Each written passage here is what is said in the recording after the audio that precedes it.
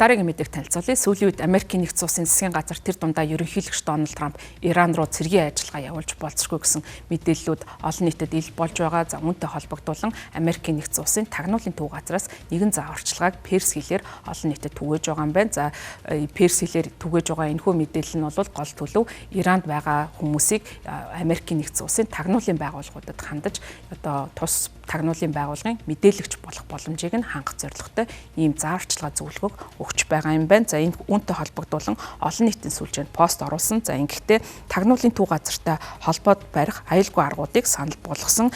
Перс, Солонгос, Орос, Мандрин хэл дээрх за мөн мэдээлэгч илэрхийлэх сурчлагын цувралыг гаргаж байгаа юм байна. За ингэхдээ хамгийн сүүлийнх нь бол перс хэл дээр гарч байгаа. За мегмар гарагт X, Instagram, YouTube дээр нийтлэгдсэн перс хэл дээрх пост нь Америкийн нэгдсэн улс Ираны харилцааны онцгой таагүй үед мөн Америкийн зүгээс бол цэргийн үйл ажиллагаа явуулж болзошгүй гэсэн энэ үед гарч байгаагаараа онцлогтой юм байна. За тагнуулын төв газраас нийтэлсэн постнд дуртахтаа сайн байна уу? Тагнуулын төв газар таныг сонсч байна, туслахыг хүсэж байна. Бидэнтэй аюулгүйгээр виртуал дуудлага хийх зарим зөвлөмжийг энд оруулсан гэж бичсэн байна. За перс хэл дээрх энэхүү пост нь хэдэн цагийн дотор сая үзэгчдийн үзэлт хандлтыг авсан байна.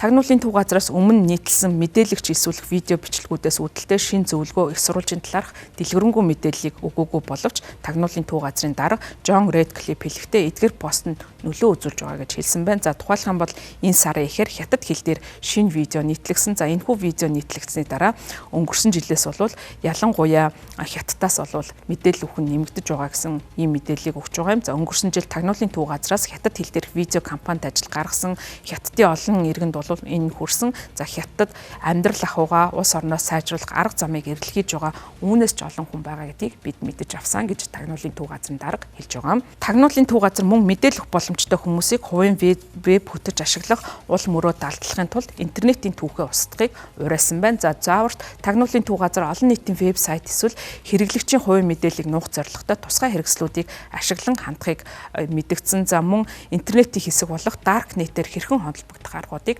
олон нийтэд ил болгож байгаа юм байна. За мөн тагнуулын төв газар үүнтэй төстэй зааврыг орос хэлээр мөн нийтэлж байгаа юм байна. За харин энэ үйл явдалтай холбогдуулан Ираны нүүб дэх төлөөлөгчөөс одоо ямар нэгэн энэ асуудалтай холбоотой тайлбар авахыг хүссэн боловч одоогийн байдлаар шинэ видеотой холбоотой мессеж болон одоо хариу үйлдэлийг бол тэдний талаас өгөөгүй байна. За сүүлийн үед бол Иран Америкийн харилцаа хурцдаж байгаа. За ялангуяа Иран улсыг цөмийн зэвсэгтэй болохыг оролдож байгаа гэж Трампын засаг захиргаа үзэж байгаа. За тийм учраас бол удаа дараа инхий яриа хэлцээ өрнүүлэх цөмийн зэвсгээсээ татгалзах ийм байдлыг одоо уриалсаар ирсэн. За хамгийн сүүлд гэхэд бол Америкийн нэгдсэн улсын зүгээс Иран улс хэрвээ үгэнд нь орохгүй тохиолдолд ойрхон дорндод цэргийн үйл ажиллагаа явуулж болзошгүй гэж үзэж байгаа. За тийм учраас сүүлийн хугацаанд бол хамгийн том цэргийн хүчийг ойрхон дорндод хуримтлуулсан байдалтай байна. За мөн Ираны зүгээс бол засгийн газар эсэргүүцлийн жагсаалт хөдөлгөөний 1-р сард нухчин дарсан. За үүнтэй холбогдуулан Америкийн нэгдсэн улсын ерөнхийлөгч Дональд Трамп цэргийн ажиллагаа явуулна гэж занал хийж байсан удаатай.